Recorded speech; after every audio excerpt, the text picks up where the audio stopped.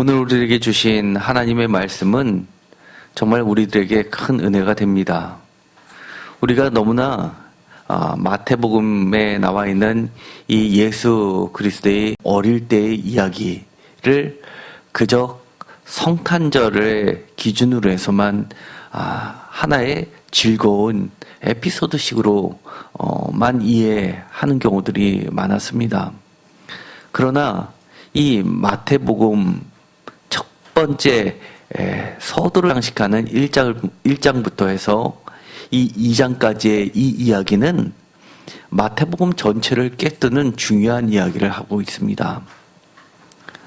어떻게 하나님께서 임마누엘 하셨고 그 하나님께서 임마누엘 한다는 것이 무슨 뜻인지를 우리들에게 정확히 보여주는 매우 중요한 본문입니다. 오늘 13절에 보면 그들이 떠난 후에 라는 말로 시작이 됩니다. 바로 그 전에 있었던 이야기와 연속되는 이야기입니다. 바로 동방에서 온 박사들이 베들레헴에서 아기 예수를 만나서 경배를 하고 나서 이 헤롯 대왕이 그들에게 명령한 그 내용, 자기에게 다시 돌아가서 자세히 알려주라고 했던 그 말을 어기고 정말 현대판 007을 방북해 할 정도로 그렇게 아기 예수를 보호하기 위한 철두철미한 대탈출 극이 펼쳐진 이유입니다. 여기서 보면 주의 사자가 요셉에게 현몽하여 이르되라고 시작하고 있습니다.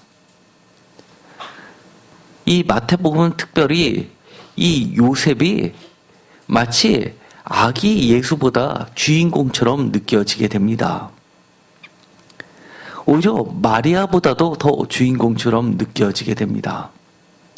그런데 이 요셉이라는 이 예수 그리스도의 혈육적, 세상적 아버지 이 요셉은 지난번에도 말씀드렸던 것처럼 매우 특별한 의미를 가지고 있습니다.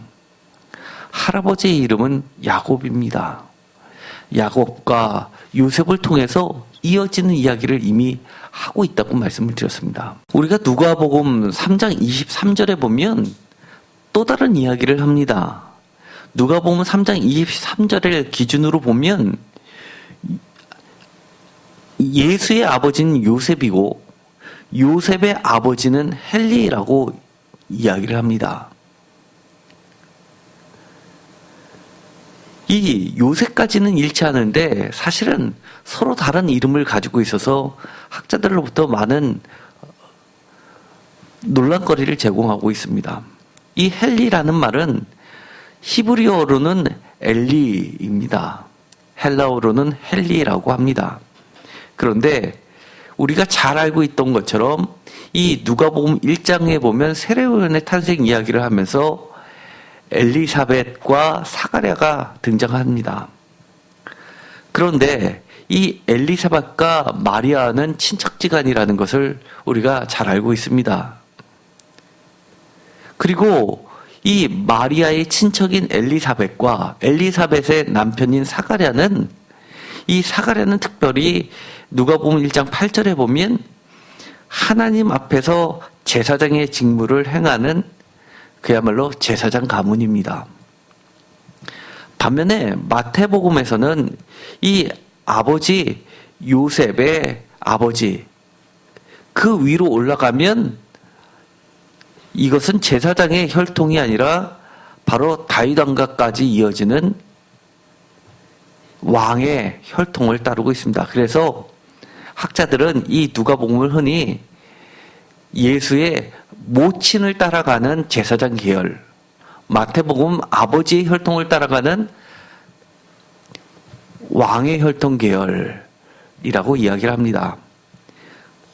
그래서 이 누가복음에서 이 헬리라는 이름은 마치 제사장 중에서 끊어진 제사장의 가문 엘리가 생각나게끔 하고 있습니다. 끊어졌던 제사장을 다시금 이어주는 것이 바로 예수에 의해서 성취되는 듯한 느낌을 주게 합니다. 이것은 자료가 워낙 빈약하기 때문에 단정적으로 말할 수는 없지만 아마도 그것을 염두에 두지 않았을까라는 추정 정도로만 이야기를 합니다. 왜 이름이 다르냐? 이것은 원래는 학자들이 보기에는 헨리가 맞는데 헨리가 일찍 죽어서 요셉으로 다시금 마리아가 장가 시집가게 됐을 것으로 추정을 하고 있기도 합니다. 그러나 그것은 다 어디까지나 추정입니다. 그런데 특별히 이 마태복음에서는 그럼에도 불구하고 이 야곱과 요셉으로 흐르는 이야기들을 통해서 오늘 중요한 이야기를 합니다. 왜냐하면 13절에 보면 헤롯이 아기를 찾아 죽이려 했다라고 합니다. 그래서 그 상황 속에서 주의 사자가 요셉에게 꿈으로 나타나서 일어나 아기와 그의 어머니를 데리고 애굽으로 피하라 라고 이야기를 해줍니다. 그래서 애굽으로 가게 되고 헤롯이 죽어서 위험 요소가 사라지니까 다시금 아기 예수를 데리고 돌아오는 여정으로 그려지고 있습니다. 사실 이 요셉을 중심으로 하는 이 이야기는 정말 우리가 생각하기에는 왜 이런 얘기가 벌어지지 하고 의아하게 합니다. 왜 굳이 애굽으로 도망을 갔을까? 꼭 애굽으로 도망을 가야 됐을까? 라는 생각마저 듭니다. 왜냐하면 누가복음에는 애굽으로 갔다는 이야기가 생략되어 있기 때문입니다. 그런데 이 마태복음을 보면 정말 이 탄생 이야기와 더불어서 이 27장과 28장에 나오는 죽음의 이야기에도 비슷한 구조를 놀란 만큼 보여주고 있습니다. 화면을 보시면 이렇게 되어 있습니다. 1장 18절부터 2장 23절까지 보면 요셉, 헤롯, 요셉, 헤롯, 요셉이라는 구조를 가지고 이야기를 합니다. 반면에 반대로 탄생의 반대인 죽음을 나타낼 때는 27장 57절부터 28장 20절까지 보면 예수 경비병들, 예수로 해서 이렇게 요셉과 예수의 이야기를 대칭적으로 그렇게 계속해서 동일한 구성을 향해서 이야기를 펼치고 있습니다. 뿐만 아닙니다. 이 요셉의 이야기를 보면 특별히 꿈을 통해서 주님께서 말씀하시는 장면이 나옵니다. 이 이야기를 보면 우리는 꿈의 사람 요셉이 생각나게 됩니다. 그리고 요셉을 통해서 이스라엘이 애굽으로 가게 된 사건도 기억나게 합니다. 뿐만 아니라 그들이 출애굽해서 돌아올 때는 이 이스라엘 사람들이 요셉의 시체를 미라를 가지고 다시금 유골을 가지고 이스라엘 땅으로 돌아오는 것을 통해서 이스라엘의 역사는 바로 요셉에 의해서 움직여진 그 사건을 다시금 마태복음은 재현하고 있는 듯합니다. 새로운 이스라엘의 뿌리인 예수를 요셉에 의해서 그렇게 아기 예수를 피난했다가 다시금 돌아오는 이야기가 전개되고 있는 겁니다. 그러면서 이렇게 이야기를 합니다. 2장 13절부터 해서 2장 마지막 절까지 보면 동일한 구조로 반복시키고 있습니다. 예를 들어서 이 애굽으로 피한 이야기, 그리고 다시 돌아오는 이야기, 그리고 다시 나사렛으로 가는 이야기, 이 모두가 동일한 구조로 되어 있습니다. 1장 20절에 이 일을 생각할 때라고 도입 부분을 이야기합니다. 이것은 앞장면과 뒷장면을 연결시켜주는 중요한 문구입니다. 2장 13절에도 그들이 떠난 후에, 2장 19절에도 헤롯이 죽은 후에 라고 하면서 연결을 시켜주고 있습니다. 그러면서 주의 천사가 이 일이 있은 후에 꿈에 요셉에게 나타납니다. 1장 20절, 2장 13절, 2장 19절도 똑같습니다. 그리고 나서 천사가 다음과 같은 말을 하는데 그것도 ABC가 동일한 구조입니다. 1장 20절에 다윗의 자손 요셉아 내 아내 마리아 데려오기를 무서워하지 말라 라고 이야기를 하고, 21절에 아들을 낳으니 이름을 예수라 하라 라고 했던 것처럼 2장 13절에 일어나 아기와 그의 어머니를 데리고 애굽으로 피하여 내가 내게 이르기까지 거기 있으라 라고 명령을 합니다. 2장 20절에도 일어나 아기와 그의 어머니를 데리고 이스라엘 땅으로 가라 라고 명령을 합니다. 뿐만 아닙니다. 세 번째 내용도 동일합니다. 이유를 분명히 밝혀줍니다. 1장 20절에 천사가 그에게 잉태된 자는 성령으로 된 것이라, 21절에 이는 그가 자기 백성을 그들의 죄에서 구원할 자이심이라 라고 이야기한 것처럼 2장 13절에도 이유를 헤롯이 아기를 찾아 죽이려 한다라고 알려주고, 2장 20절에도 아기의 목숨을 찾던 자들이 다 죽었다라고 이유를 설명해주고 떠나라라고 이야기를 합니다. 그 다음에 마지막으로 요셉은 동일하게 모두 다 그 명령을 철저히 수행합니다. 1장 24절과 25절에도 요셉이 잠에서 깨어 일어나 주의 사자의 분부대로 행하여 그의 아내를 데려왔으나 아들을 낳기까지 동침하지 아니하느니 남의 이름을 예수라 하니라 라고 하면서 분부대로 행하고 이름도 알려준 대로 그대로 짓습니다. 마찬가지로 2장 14절에서 15절에도 요셉이 일어나 밤에 아기와 그의 어머니를 데리고 애굽으로 떠나가 헤롯이 죽기까지 거기 있었으니라고 철저히 순종하는 모습을 보여줍니다. 2장 21절에도 요셉이 일어나 아기와 그의 어머니를 데리고 이스라엘 땅으로 들어가니라 라고 그렇게 이야기를 해줍니다. 그런데 우리는 한 가지 궁금한 점이 있습니다. 왜 꼭 이렇게 많은 비극을 나타내면서 이렇게만 해야 했을까? 자, 지난번에 이 마태복음 1장과 2장에서 중요하게 생각하는 건 바로 성취 구문이라고 했습니다. 우리는 왜 이게 꼭 필요했을까? 왜 이렇게 많은 희생을 치르면서까지 이렇게 해야 됐을까라고, 왜 다른 더 좋은 방법은 없었을까라고 이야기할 수는 있을지 몰라도 하나님은 이렇게 분명하게 이야기를 하십니다. 이는 주께서 선지자를 통해서 하신 말씀을 이루려 하십니다. 바로 이루려 했다는 겁니다. 불명확하고 이해 불가능한 것이 아니라 하나님께서 성경 말씀을 통해서 옛부터 알려주신 그것을 철저히 하나님도 따르고 있는 겁니다. 하나님을 사랑하는 자, 하나님의 말씀을 하나님처럼 사모했던 자들에게는 너무나 부정할 수 없는 철저한 그리고 명확한 일들입니다. 그러면서 이 애굽으로 갔던 이야기를 이렇게 이야기합니다. 15절에 애굽으로부터 내 아들을 불렀다. 함을 이루려 하기 위해서라는 겁니다.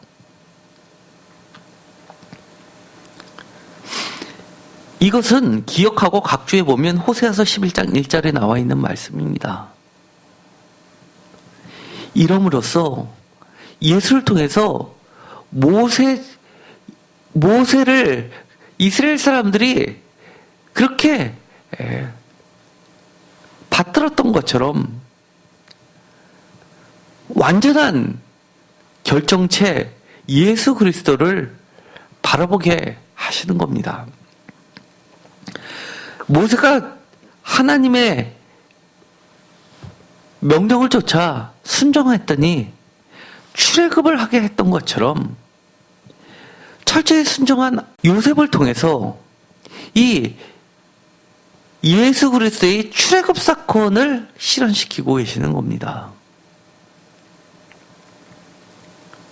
그래서 참된 구원자가 무엇이라는 것을 우리에게 명확히 해주십니다.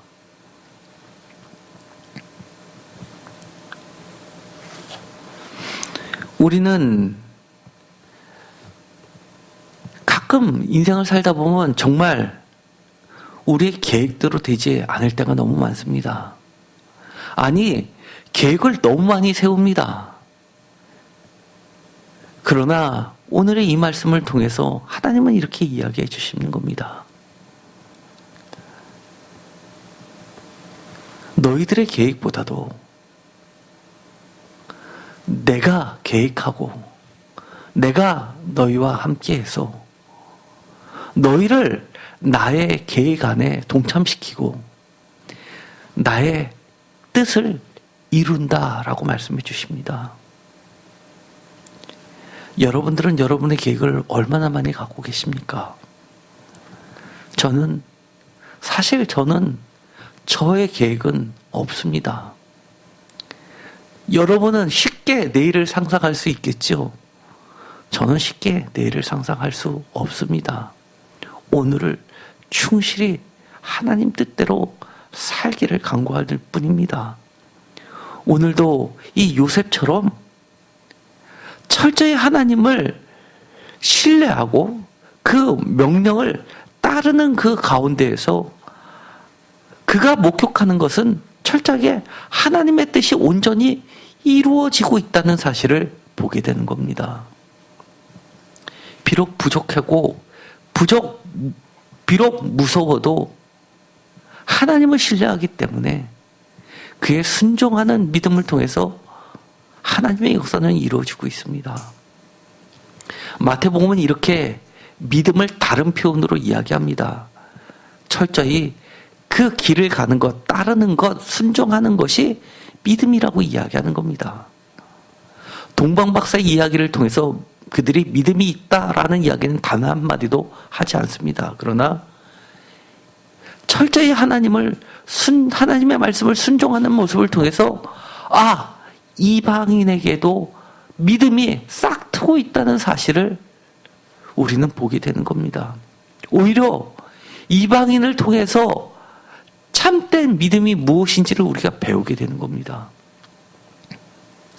믿음은 이처럼 하나님을 나보다도 더 철저히 신뢰하고 하나님의 말씀을 쫓아가는 것이 믿음입니다. 심지어 이 요셉은 이렇게 이야기합니다. 무서웠다라고 이야기합니다. 그가 다시 언제나 돌아올지도 모르는 그 땅을 다시 밟을 때조차도 그는 무서워했다고 합니다. 22절에 보면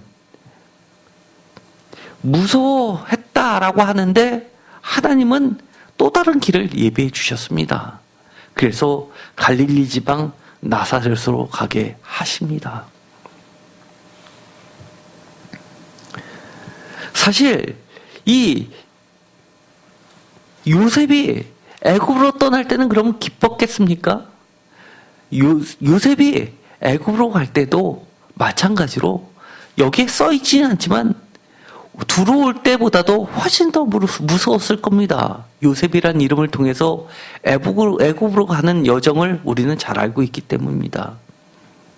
웅덩이에 빠지고 그리고 형제들에 의해서 지나가는 대상꾼에 의해 팔리고 결국은 애굽의 노예로 팔려가고 거기서 감옥에도 갇히고 누명도 써고 그러나 하나님이 높여주셨고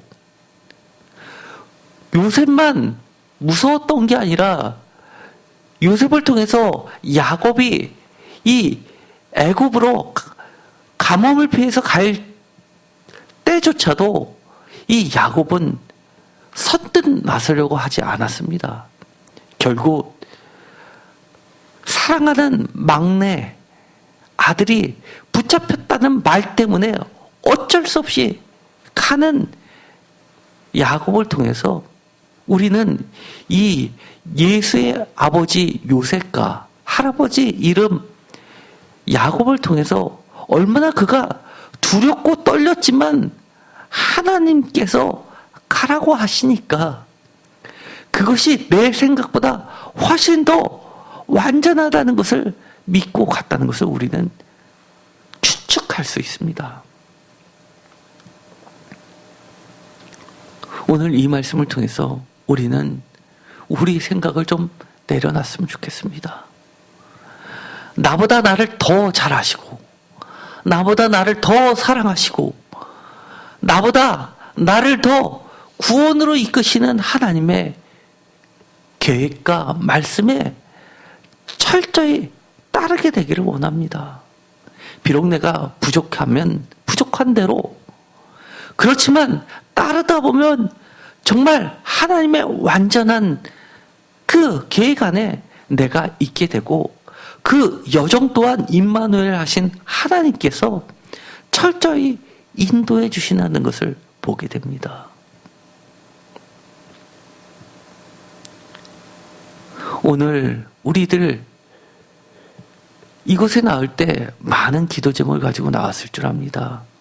오늘 철저히 다 하나님한테 내려놓고 우리를 사랑하시고 인도해 주시는 하나님께 모든 걸 맡겼으면 좋겠습니다. 때로는 하나님은 우리에게 다 설명해 주시지 않습니다. 여기 요셉이 밤에 급히 애굽으로 떠나갈 때조차도 현몽하여 명령하고 알려준 이야기는 언제까지 있으라라는 이야기가 아니라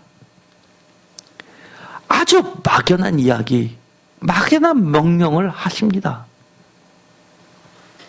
13절에 이렇게 말씀하십니다. 내가 내게 이르기까지 거기 있으라. 언제까지 있으라가 아니라 내게 이를 때까지 있으라는 겁니다. 이것은 마치 출애굽할 때 하나님께서 이스라엘 백성을 불기둥과 기름기둥으로 인도하시면서 그들을 언제 어느 때까지 얼마만큼 몇 킬로를 어느 루트를 통해서 가는 것을 미리미리 알려주신 게 아니라 하나님이 지시한 대로 그들은 가고 서거를 하면서 철저한 순종을 배우고 철저한 순종을 통해서 철저한 믿음을 가르쳐 주셨던 겁니다. 오늘 이 요셉은 그 과정을 밟아갑니다. 그러면서 결국은 다시금 나사렛 땅으로 오는 데에도 마지막 하나님이 하셨던 말씀, 이는 선지자로 하신 말씀에 나사렛 사람이라 칭하리라 하심을 이루려 하십니다. 비록 내가 알지 못해도 하나님은 이루어 주십니다. 우리는 가끔 명확히 알고 싶습니다. 오른쪽으로 가야 됩니까? 왼쪽으로 가야 됩니까? 이 직장을 들어가야 됩니까? 말아야 됩니까? 아니면 기도해서 미래를 알려달라고까지 합니다. 그러나 하나님은 그런 것들이 믿음이 아니라고 이야기합니다. 믿음은 맞추는 것이 아니라 하나님을 신뢰하는 것입니다. 오늘 이 시간을 통해서 우리가 하나님의 품속까지 나아갔으면 좋겠습니다. 하나님은 이렇게 이야기해 주시는 겁니다. 내가 내게 이르기까지 거기 있으라 라고 하는 그 말씀이 가장 명확하다라고 이야기를 하시는 겁니다. 오늘 우리의 생각을 다시 한번 내려놓고 하나님의 음성을 듣기를 원합니다. 그리고 하나님께서 나보다 나를 더 잘하시고 사랑하시기 때문에 내가 나의 미래를 개척하는 것이 아니라 하나님께서 개척해 달라고 맡겨보시기 바랍니다. 우리의 자녀도 어느 대학을 갈지, 우리의 자녀가 군대에서 어떤 일을 할지, 이런 것들보다도 우리의 자녀를 통해서 하나님께서 우리의 자녀 인생을 성취하게 해 주십시오라고 하는 믿음의 기도를 드렸으면 좋겠습니다. 기도하고 마치겠습니다. 하나님 감사합니다. 오늘도 우리에게 함께하여 주셔서 믿음을 가르쳐 주십니다. 요셉의 이야기를 통해서 철저한 순종을 배우게 됩니다. 때로는 우리 생각에 뭔가 미흡하고 좀 더 확실히 알려주었으면 좋겠다고 이야기할지는 모르지만 가장 확실한 것은 하나님이 해주시는 말씀이고 하나님이 우리와 함께 해주신다는 것이 가장 그 무엇보다도 확실하다는 것을 깨닫게 하여 주옵소서. 내가 나의 미래를 개척하는 것이 아니라 임마누엘 하신 하나님께서 우리의 삶을 전적으로 이루어 주시옵소서. 오늘 우리가 모든 것을 내려놓고 주님께 모든 것을 맡기고 말씀대로만 나아가게 하여 주옵소서. 예수님의 이름으로 기도드렸습니다.